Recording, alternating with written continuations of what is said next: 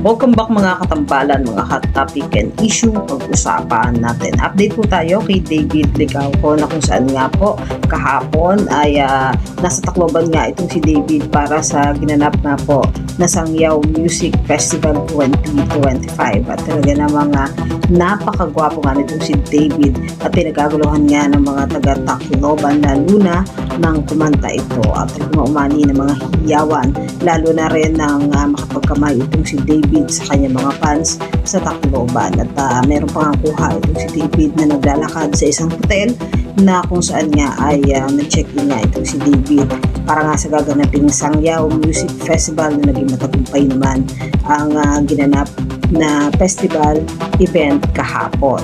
Samantala ngayon nga ay dumalo itong si David sa GMA 75 anniversary at nakikita nga na napakagwapo ng pambansang tunoon noon sa suot niya na barong Tagalog. Lalo na nga ng rumampa itong si David at talaga namang lutang na lutang ang kagwapuhan nito. Makikita nga itong si David na rumampa nga doon sa red carpet at hindi nga sila magkasama nitong si Barbie at solo-solo nga sila na rumampa sa ginaganap nga po na 75 years na anniversary ng GMA at talaga namang napakagwapo nga nitong si David sa kanyang suot na barong Tagalog at talagang lutang na lutang ang kagapuhan ng isang pambansang Ginoo. Yan po yung mga update natin ngayon kay David. Kayo mga katambalan, ano ang masasabi nyo? Comment lang sa comment section at pag-usapan natin.